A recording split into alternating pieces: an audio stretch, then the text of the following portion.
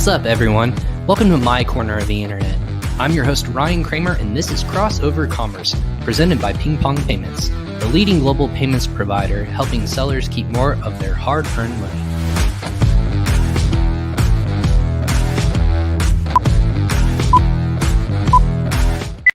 Welcome back, everyone, once again to another episode of Crossover Commerce. I'm your host, Ryan Kramer, and this is my corner of the internet where I bring the best and brightest in the Amazon and e-commerce space. If you're new to the show, what does this mean to you? How does this all tie back to you, the listener or the watcher? Well, that's a great question, watcher or listener.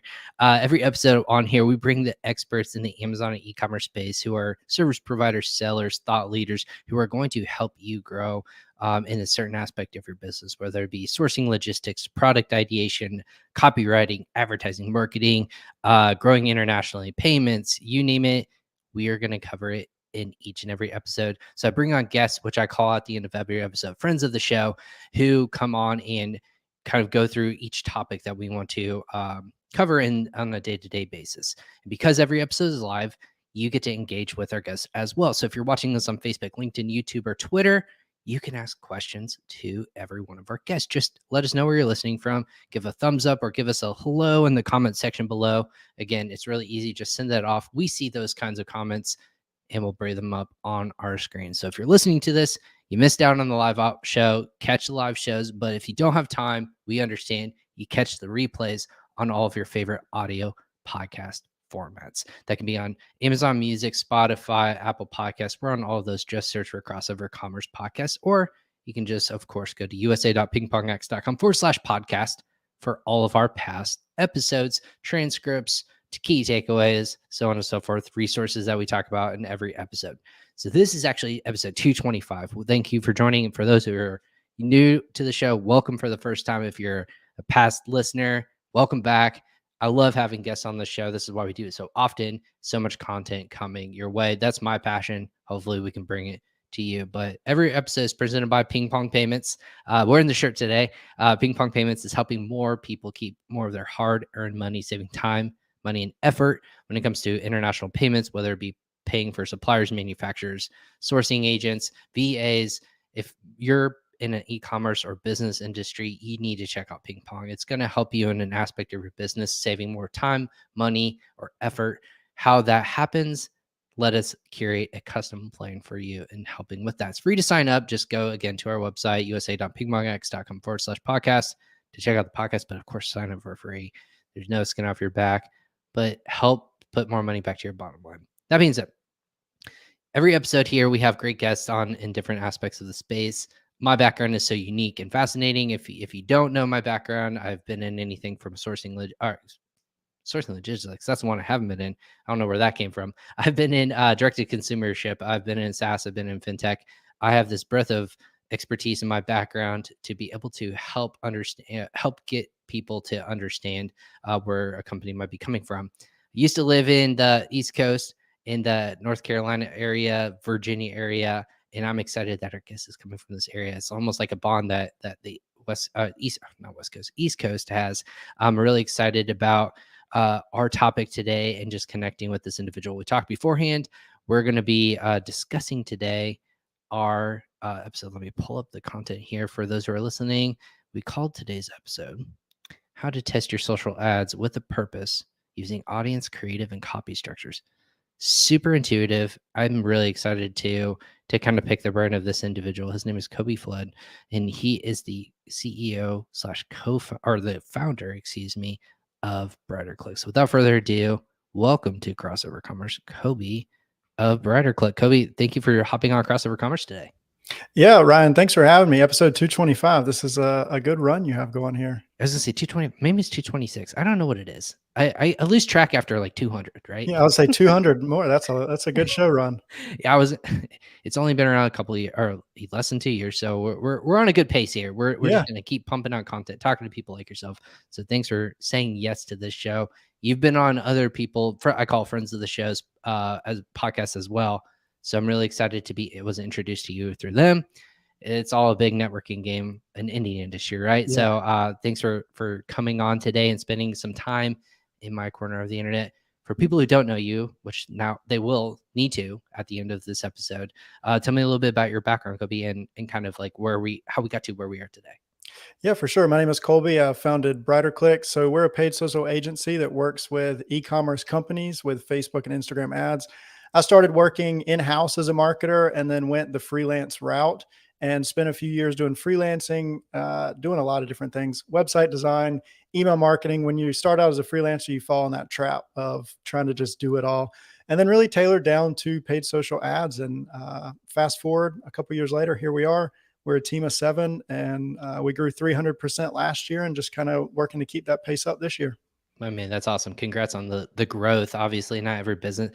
I heard something yesterday. It was super depressing on a podcast. It was 85% of like new businesses don't succeed. So I don't know if that's true or not. If they pulled that out of there out of nowhere, but if that's true, that's amazing to be successful. You guys started in 2020, 2019? Founded it in 2019. Yep. Okay, so pre-pandemic.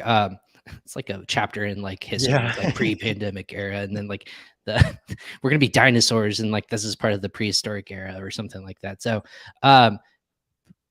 why social ads? Why super competitive agencies? Working with influencers, things like that. Why social ads? What was the opportunity for you that you saw? Yeah, it was something that when I started doing it, it just kind of clicked for me. It was something I really enjoyed doing. Saw a lot of opportunity for e-commerce businesses in specific. I know email marketing is a great avenue, but so is paid social. So we've enjoyed kind of guiding clients through the paid social space. So who am I? Who's the best customer for you? So if I'm listening to this and I'm an entrepreneur starting out direct to consumer, are we talking about marketplace seller? What's an ideal person that would need Colby's support and help? Yeah, that's a good question. We primarily work with direct to consumer businesses, mainly clothing and apparel companies, but we do have e-commerce across the gamut that have their own store so that we can do proper tracking. So Shopify, BigCommerce, WooCommerce, platforms like that. Do you have a favorite preference? Are we going to put you on the spot if I say which one's your favorite to work with? Platform wise or client Yeah, wise? let's say platform wise. I won't say client because that's just Yeah, I was going to say Shopify. Shopify. Okay, so I'm curious. Like everyone says Shopify. I used to build my website on Magento. Very very archaic. I broke my website multiple times. Is very not user friendly. Why Shopify? What's so unique about Shopify? Why everyone opts into Shopify? What's so cool about it? I will say this for clarification first. If we're just talking website design, I much prefer Webflow. Okay. But if we're looking at e-commerce, Shopify, they always seem to be ahead of the game. When iOS 14.5 came out, they were one of the first platforms to integrate conversion API tracking onto their platform. They're beginning to build out good UTM tracking on their actual platform. So you can do things like Google Analytics would, but on Shopify's platform. They have great app integrations. We have partners like Recart, who is an SMS app on Shopify, and a few other ones as well. So we just like the eco space. We always see good results and good kind of things coming out of Shopify's area. Well, they're continuing to grow. I know they come up with all the reports in there. What's exciting for us in our industry at PingPong, obviously, e-commerce growth, good for everyone. I think you'll continue to see that. They recently, or I forget, there's things like Etsy and a lot of other businesses that saw growth in 2021. There's a lot of recap for 2021. They're kind of coming back to fruition. What was it like for you guys? Like as you're helping survey the social commerce space as well as e-commerce space, any surprises, anything that stood out to you over the course of last year that really kind of stood out that you can share with people? Yeah, I mean, I think the biggest one, if I'm answering your question right, is just all of the updates we had with tracking and with situations on Apple and where data was going, and understanding, is Facebook over attributing or under attributing, and at the same time, making sure we focus on the key point, which is marketing and not Facebook ads, is the best way to put that, right? Make sure we're really still focusing on sharing that message. I'm gonna go on tell you too. I know you said you're familiar with the North Carolina area. We're going through pollen and starting out, so there may be times where my voice goes a little bit in and out because I'm struggling on my end with that. take a pivot. I'm from Indiana. When I moved out to Virginia and North Carolina, didn't have any allergy issues. When I moved back, though, that's when I developed it. It was weird. I think the East Coast ruined me. I don't Yeah. know what it was out there, but it ruined me. So now I have constant allergies, seasonal allergies, things like that. But pollen, it's March 3rd as the time we're recording and doing this difficult time of year because it was 65 degrees yesterday. It snowed outside today, flurrying. I don't know what's happening in this world, but it's not normal, and I hate this seasonality. So, no worries here, Kobe. Yeah. So in that regard, so you talked about tracking. We've talked with people on this podcast before. It's hard to track now because of different attributions. You said on Facebook it's changing. Apple phones, which is more than the majority of the market, more than 50% of the market now. Right. They have now the ability, and if you're not an Apple phone user, I didn't know what this meant until I bought an Apple phone for the first time this year. Of you have the ability, app to app, website to website, to deny tracking privileges per each platform, per each app. Super intuitive. First time they've been doing this on the iOS. I forget the update. I should know this by now because we talked about 14.5. It's 14.5. ingrained in there. I was gonna say it's probably seared and it's like a tattoo. It's seared onto your body somewhere. 14.5. Why is this such a big deal to people? And kind of like recap for me why that's such a big detriment, a bad thing for people in your space. Yeah, it's a big deal for the business owner because you need to understand what platforms are working for you and what are not. You can still use blended ROA. You can understand how your marketing is doing all in all. But if you don't understand where your customers are coming from and what platforms need to have certain percentages of ad spend, it can definitely be difficult, right?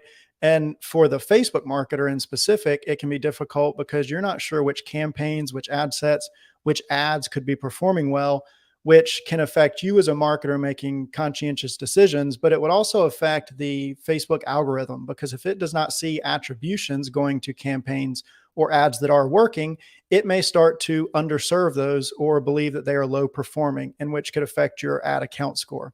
So there's a couple of things that we've started doing to kind of combat that, right? One is make sure your server pixel is installed so that you're tracking that way. The second is use offline events. iOS 14.5 said you can't use your server or browser pixel to track, but I don't believe it said anything about using custom audience uploads, which is offline events. So a quick win for anybody listening, use Zapier. They say Zapier makes you happier. Connect your Shopify, your WooCommerce, your BigCommerce store to Facebook using Zapier. And every time a purchase goes through, send it to offline events. So if your online events didn't catch it, ideally your offline events would. And then of course, UTMs to use things like Google Analytics because we love Facebook, we love their marketing, but you never want to let a student grade their own test. So you want to make sure you have another point of truth, whether it's Shopify, Google Analytics, or something like Triple Whale for third-party tracking. I was gonna say, I think a lot of people run into where to attribute success. Like obviously with Facebook, they'll say, "Oh yeah, of course it was this. Look at the drive, follow people around." A lot of people used to do it through cookies, and it was harder through Apple in the 14.5. But then obviously Google's cutting back a little bit more on Google tracking. But you said UTM's is a good way to do that. I know people use promo codes. Like what are kind of, you said a couple offline events. Are there other ways that people are trying to get creative in terms of either last click attribution or first click or some sort of event or landing page specific purchased only through funnels? How are people getting creative that you are seeing? Yeah, all of the above. I know in the software space, which is a little bit off of what we're talking about here, but you can even try to have things like radio buttons or drop downs, understanding where people came from by asking them on the purchase or during the conversion. Landing page specific, if you can build out those specific landing pages for your Facebook or for your LinkedIn campaigns or wherever you're running campaigns at, UTMs work very well. And I think Google Analytics gets under considered for how much you can actually do with that. When you're using UTMs correctly, you can use flows to understand specifically which ads people clicked on before they purchased, or if they clicked on your Facebook ad and then served a Google ad and then purchased. There's a lot of things that you can really do with Google Analytics if you properly set up UTMs in your account. So how are you guys helping enhance that process? Like what's unique about Brighter Click that is kind of going above and beyond and helping people. Yeah, like you said, with our title today, I can even throw it up here again: how to test your social ads with purpose, using audience creative and copy structures. Like, how are you guys helping in this arena? With tracking or with the Let's talk about tracking. Yeah, let's yeah, go tracking sure. first. That's one thing we have rolled out, like we talked earlier, was the Zapier connection with the offline events. We have seen good opportunity with that. We are working in clients' Google Analytics as well, so that we can make sure we have that kind of second point of truth. And then one thing we're in the process of actually rolling out or looking at is something like Triple Whale, so that we can have a pixel that is separate from Facebook, separate from Google Analytics, so we can actually see what is happening on their website. And we love to be able to help clients understand where their sales are coming from, even if it's not coming from us, because we want their businesses to grow, right? So with things like Triple Whale or Google Analytics or Shopify, we can see what avenue. Is it their organic social? Is it their Twitter? What is actually driving sales for them? So we use all of those tools, and then we send like comprehensive emails every Friday, letting our clients know what we did in the week behind and what we learned from it, what we're planning to do in the week ahead, any opportunities we're seeing on their website, and then just their overall account data, and really focus on leading with education with that, which I guess is what we're looking at today with testing with a purpose, because that's all about education, right? You have a purpose, and there's a reason behind what's going on in your account, so you can really see what you need to do more of and what you need to do less of. Yeah, when I hear the word testing, I think a lot of people freak out or pause. They don't want to waste. I think when people hear testing, they hear wasted ad spend or black hole of where are my funds going to go. How important is testing even in this ecosystem of what's going to contribute to a success, a click, a purchase? If people think, if they're not testing constantly, of hey, has this campaign ran its course? Hey, is this image driving incremental lift? So on and so forth. How important it is to constantly be tweaking, editing, and also just learning what's successful and what's not. Very important. There's two things I'll add to that. One of the first things I tell people in the sales process is testing is not synonymous with no sales, right? So we're not just going to test just to test, right? And then the second thing is you really want to make sure that you understand that some things that make sense in marketing cannot make sense in Facebook. And by that, I mean, there's things like first time impression ratio and audience fatigue and audience burnout, to where, yes, we understand that ad works. Like ad creative CR1 naming convention works, but over a certain period of time, that ad is going to burn out to where it's no longer working anymore because it's been served, and the cost, CPC and CPM, are going to rise and your click-throughs are going to drop, right? So having that constant testing mindset of always looking for new opportunities with audiences, with creatives, and with copies helps, because you do need to refresh things, especially if you're wanting to run ads 12 months a year for years on years, right? You need to constantly be looking for new things that you can put out, new things you can learn about your account, and trends change, right? So just because something looks good today, 10 years ago, websites looked one way, now they look completely different, right? So things do change, and that affects the ad space or just how we talk with customers as well. How often are you tweaking? Like, do you do this as part of the service, or how often are you telling people this is how, maybe like a monthly or every other week? How often are we reevaluating and adjusting? Yeah, ideally we're running some sort of split test every week. Now we'll have the higher purpose. We like to break it down, right? So you have your senior media buyer mindset, you have your media buyer mindset, and your junior media buyer mindset. So with the senior media buyer mindset, we like to have our purpose testings of what personas are we going after, what specific messaging are we going after, and then our media buyer mindset of how we're strategizing that. But ideally, we have split tests running every week so that we can continue to optimize as we go. Is that all in house that you're testing? Like, what's 100%. are there? I was gonna say, so if I'm listening to this and maybe not using Brighter Click, is there a way to set up campaigns, whether it be in Facebook or Instagram, or I don't think you guys go outside of those two, correct? Facebook and Instagram. Correct. So we'll say those two lanes. So is there a way to, in that ecosystem, change out different copy or analytics? Is it friendly, or is it more difficult to understand, like what's working, what's not? since I'm not in there day-to-day basis for a customer, is it easy to A/B test within those two? It is. And the best way I would say to look at it is test one thing at a time. Have as few variables as you can so that you can prove causation to what you're testing. And let's just say we're looking at today testing audiences, we're looking at testing creatives, and we're looking at testing copy.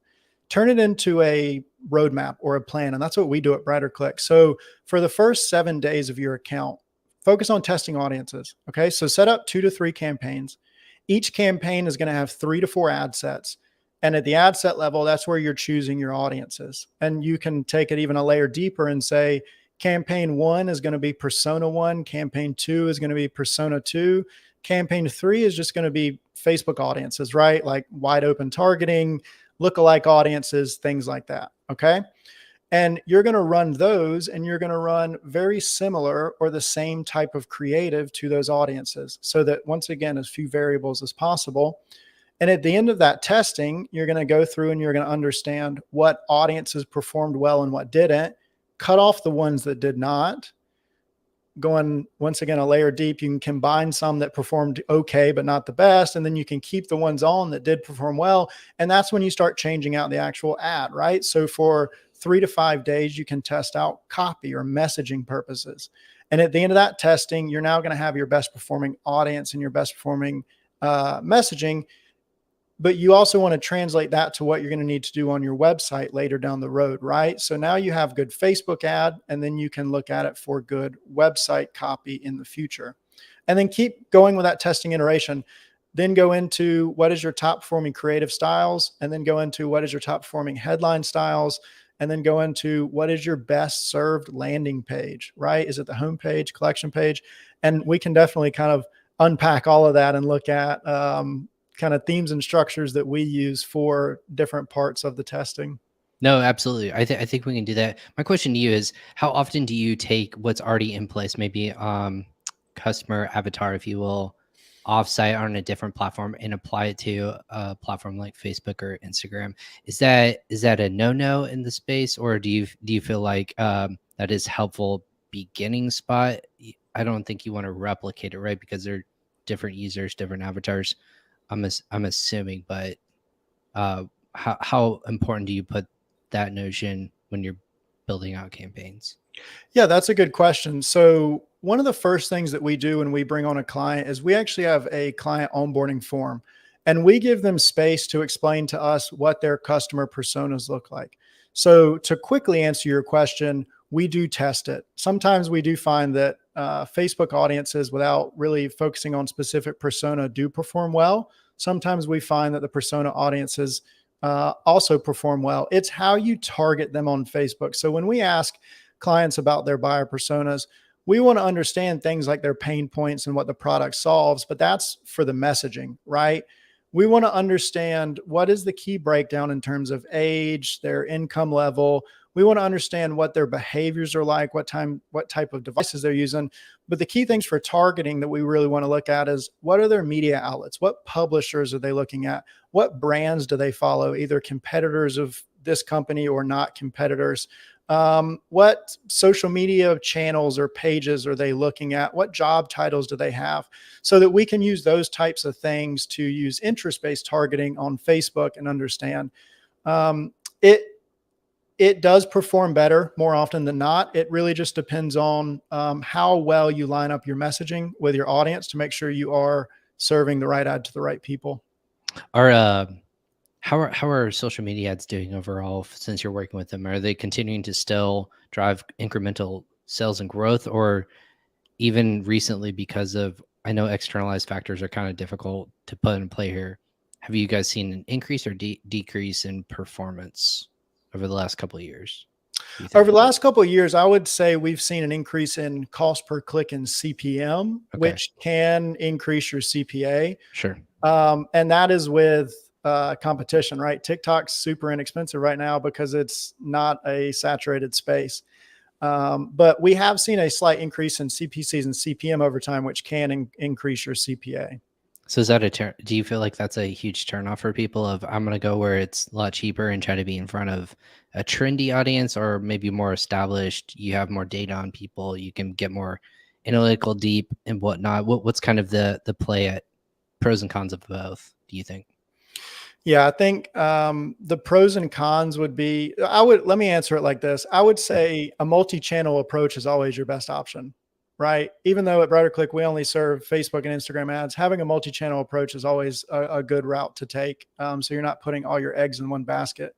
Is that a North Carolina phrase or is that a everywhere? No, Okay.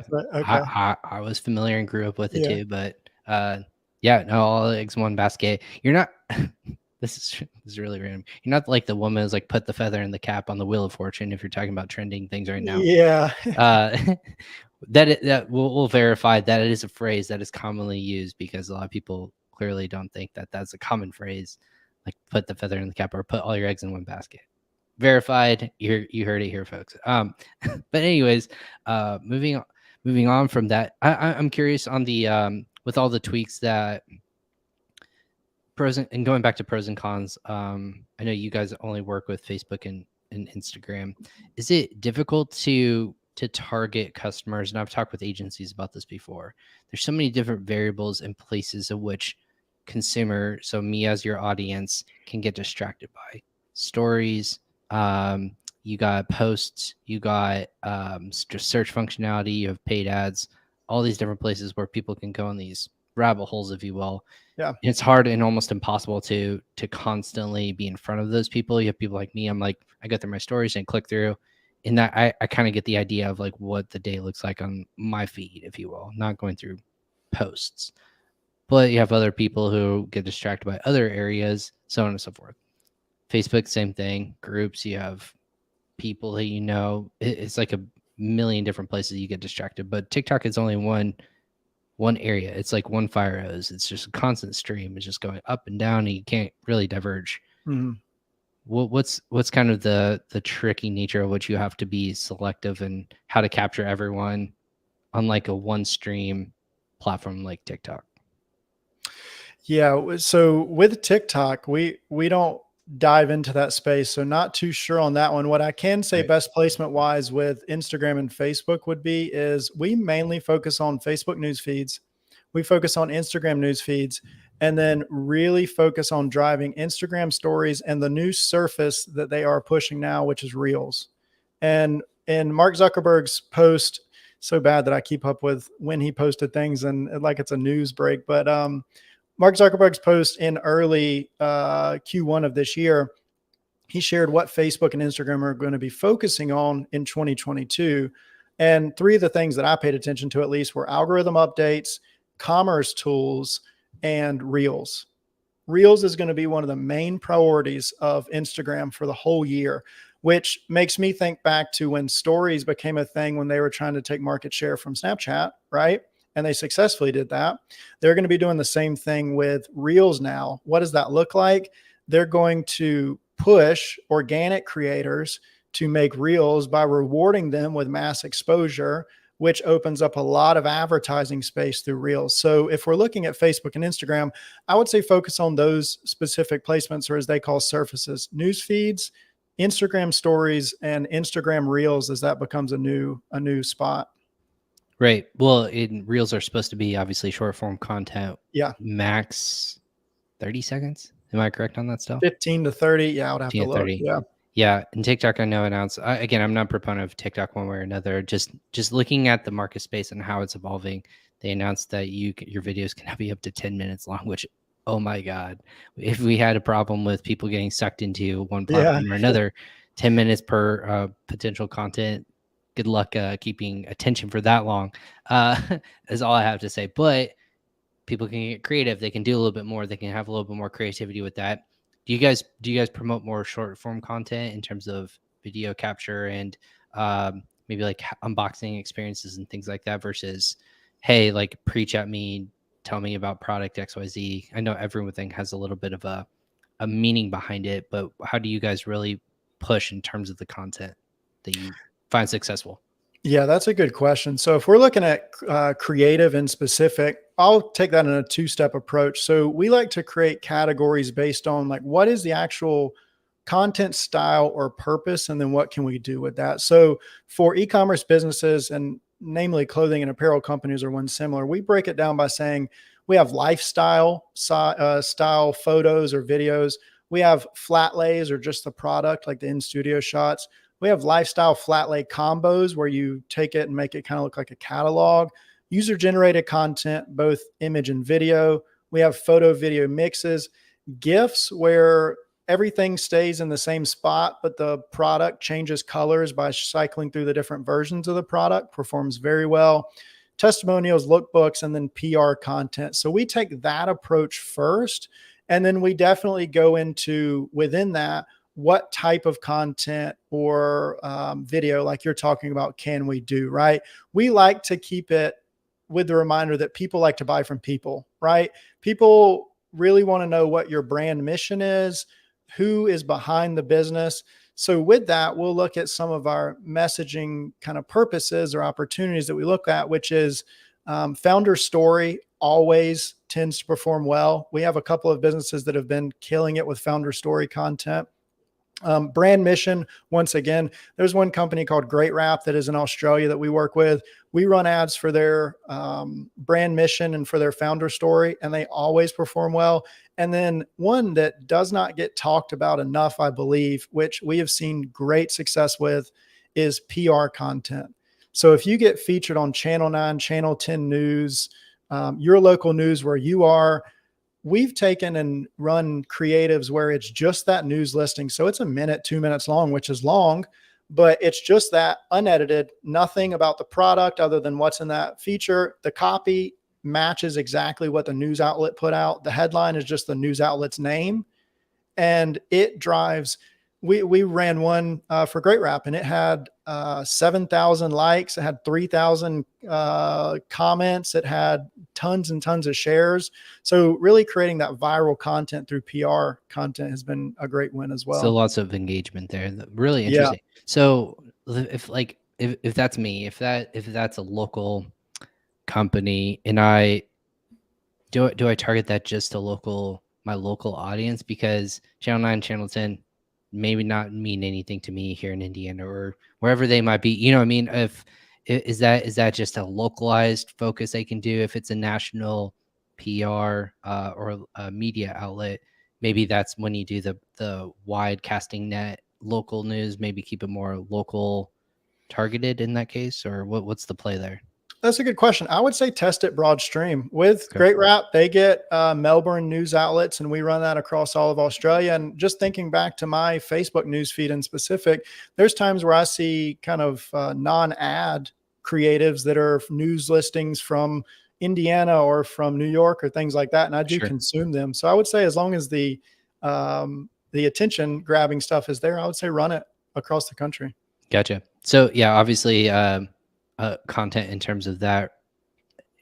When stuff trends like that, what's a good way to monitor success, or like really capitalize on its upward trajectory? Obviously, after a while, it kind of like evens off and keels off, and maybe like will start to lose off on its steam and momentum. But how quickly do you have to turn around as a business or a brand to really capitalize on momentum, something that might be trending? How do you reshare or re-content and utilize that to kind of get the most exposure out of it as you possibly can? Is there a window you have to operate in and a max length of time that you have before it probably loses any sort of trendiness or capability of success in that regards? Yeah, I would say if we're looking at things like TikTok trends, dance trends, things like that, very quickly, right? That's a week. God. That's is it a day? That's yeah. I don't know. Very, very quick. If it's content, we'll just say like that you own in the sense of PR content, news listings, things like that. It's really more so up to when does your audience burn out from that creative, and it has the same type of life cycle that any other type of creative we're had. We saw creatives for PR content with Great Wrap run for about 2 to 3 months with no issues going on. Now that's much longer than a normal ad would run, right? That was a pretty good time. But yeah, as long as it's not trending in terms of the news, I would say you have a good amount of time. Our news cycle and our TikTok cycle, a week to 2 weeks, and you're out of the loop at that point. Right.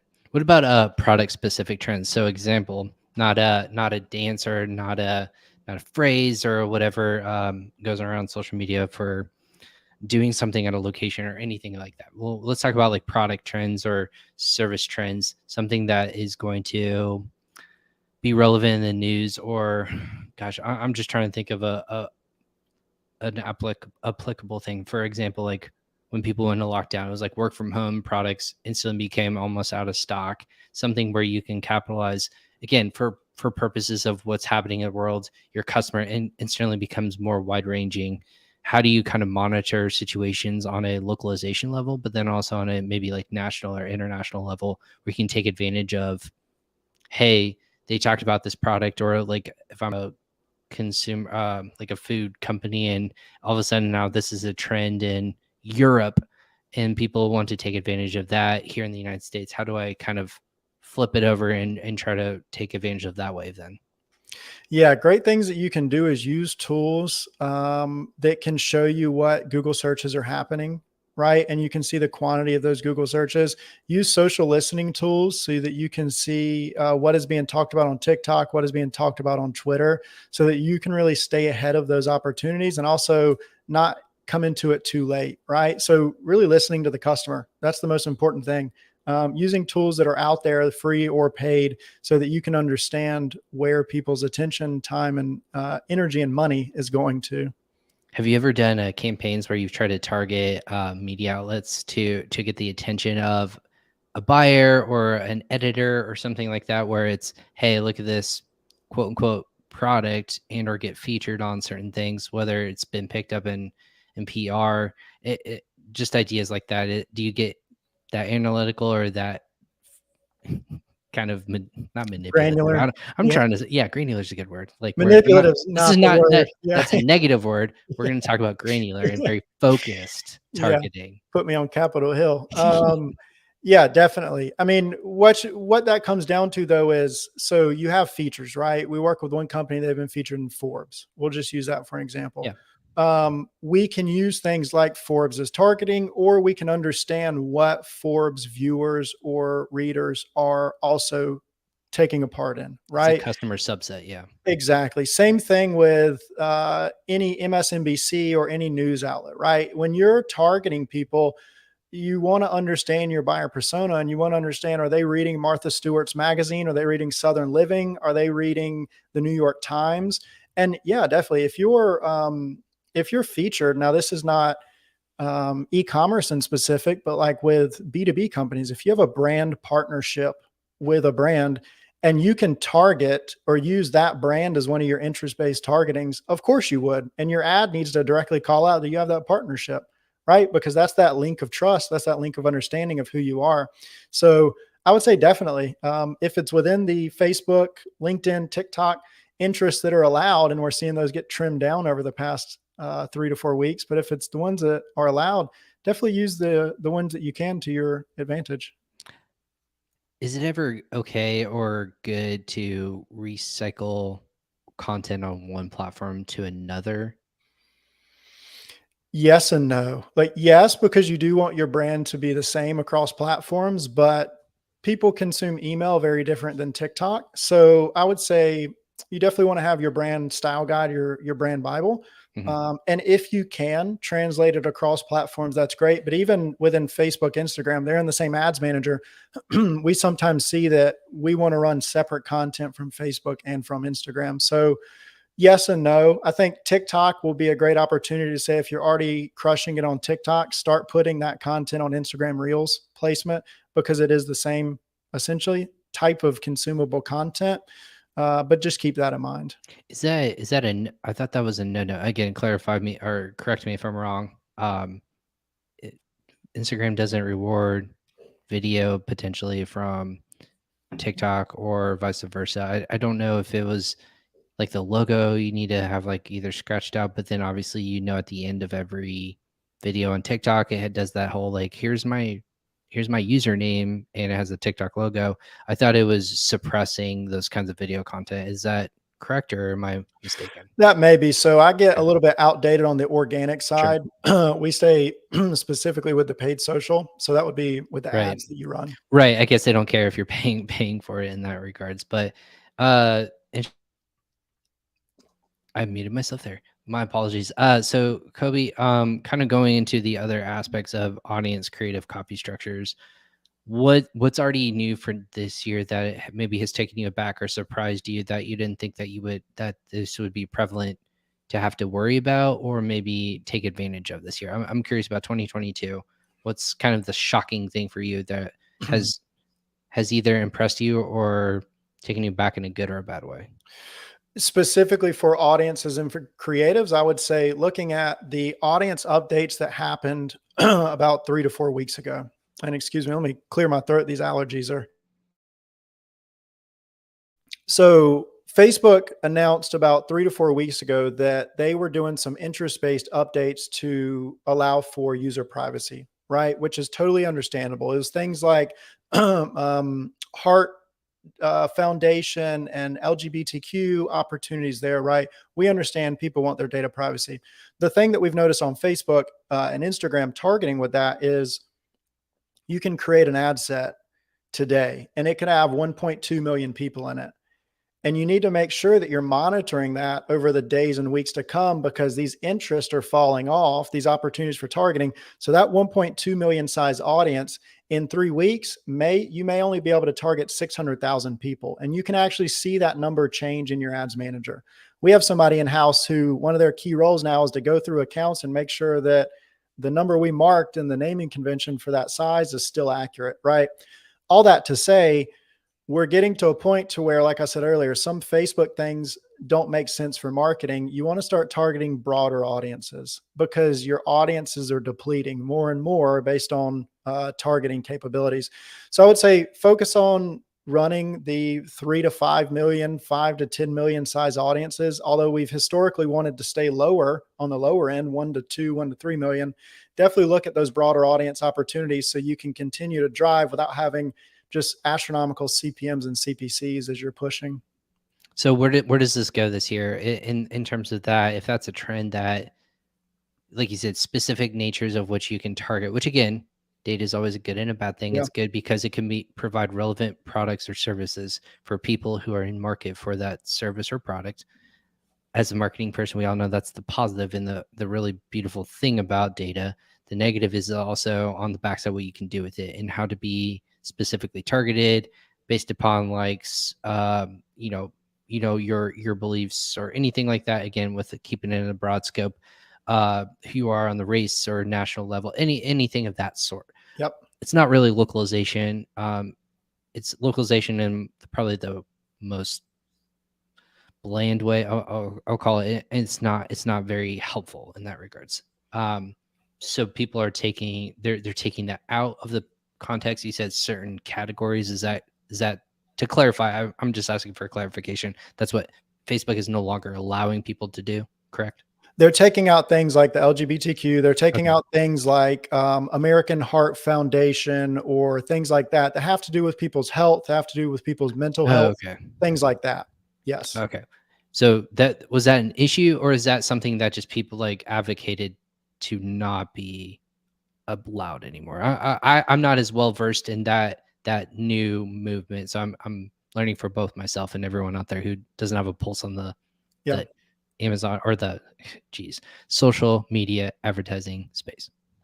Yeah. I think it more so turned into not being kind of targeted like that, right? So kind of like how you have to have specific rules with like job applications and things like that. So just not kind of separating people and segmenting people out like that, which, like I said, totally understandable, right? As marketers, we learn, we adapt, we evolve. If you came into Facebook 7, 8 years ago, it was a free range of open up a drop shipping store, target whoever and do whatever, right? So it's really just looking at now, how do we change how we target, right? So I believe that that's how it started, and that's kind of the movement behind it. Yeah, I just wanted to make sure like nothing like drastic like came like a Not Cambridge Analytica okay. 2.0. Right, I No, was like, not like that. "Did I Yeah. miss something in the news?" Like, there's a lot going on. There's a Yeah. lot of, like, life events I don't wanna be personally having to put in my book again Hmm. as another chapter, but that's a different story for a different podcast for a different time. Colby, in the last couple of minutes I have with you, as you guys are growing and what's it? What do you want to like accomplish? What are like your goals that you see like coming out of this business that you guys want to say, hey, I've achieved my goals. We've helped people reach X level. What are those like business goals for you that maybe people can associate with or really kind of conceptualize a business on your end? Yeah, we want to continue to be education first. So that starts with our team members. And we ask, I always say, I don't know if I can legally say require, we ask that our team members take a paid or free course that we provide in their field every quarter so that they can continue to grow in their realm. And then we take that knowledge and translate it to our clients. So we lead all client communication through education. So our goal with clients is to continue to be that education resource that not only helps them drive revenue for their Facebook ads, but for their business in total. And we have client count and Brighter Click revenue goals and things like that. But our biggest goal as a company is to continue that education first opportunity. We want to productize out into a software for marketers, both in-house and freelance to use. And then we want to build out universities so that people who are not able to afford courses, $500 courses or $5,000 courses, can take so that they can further their skills as a freelance marketer or as a business owner. And we want to turn it into a full university to where it has accreditation behind it, to where people can see that that was a course that they completed and they have kind of skill with that, right? There's with digital marketing, there is no one way to learn it, right? With Facebook ads, there's thousands of teachers and there's thousands of different ways to do it.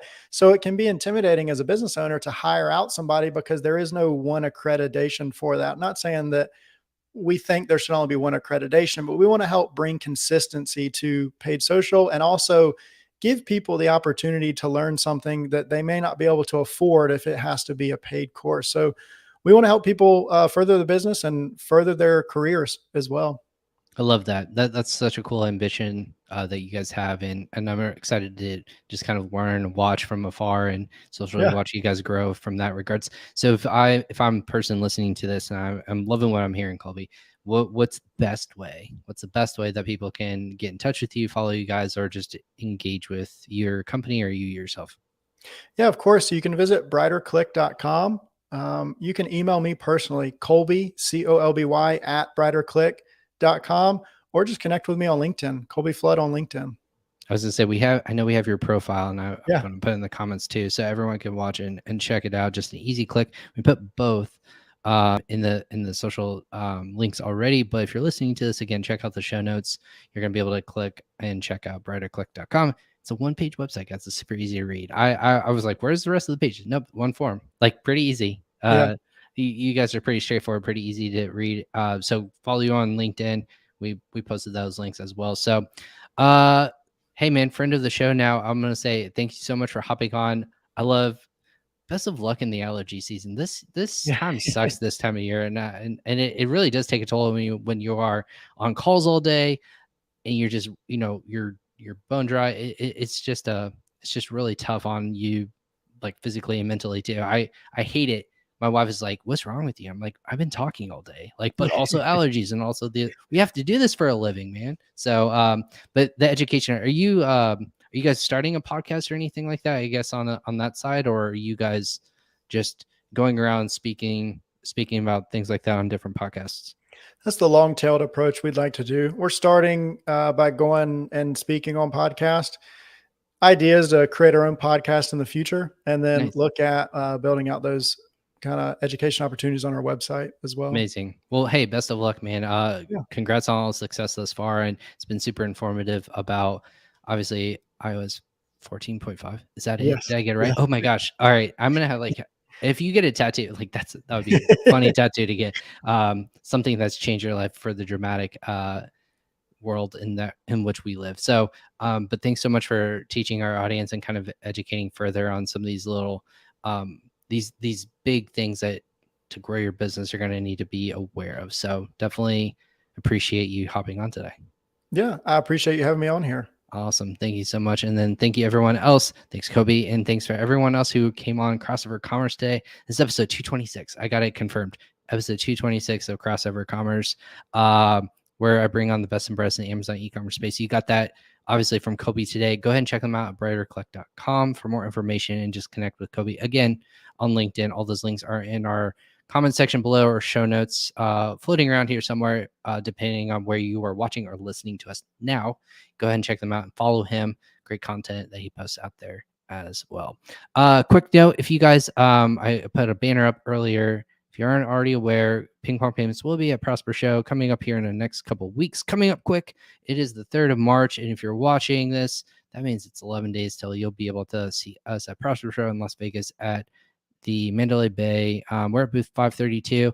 I jokingly am going around LinkedIn and posting that we are neighbors with certain businesses. So if you are attending or have a booth there, I call myself a neighbor of yours, and you will find us there going around doing podcasts like this live, but also engaging with top service providers and leaders in the Amazon e-commerce space. We hope to see you there. If you are going, come by and say hello, and just to see a friendly face. Other than that, though, that's it for this week on Crossover Commerce. We'll catch you guys next week as we have a couple more episodes leading into live shows at Prosper Show. But thank you, Colby, and all of our guests that we had this week. It's been a good one. So with that being said, we'll catch you guys next time on another live episode of Crossover Commerce. Take care.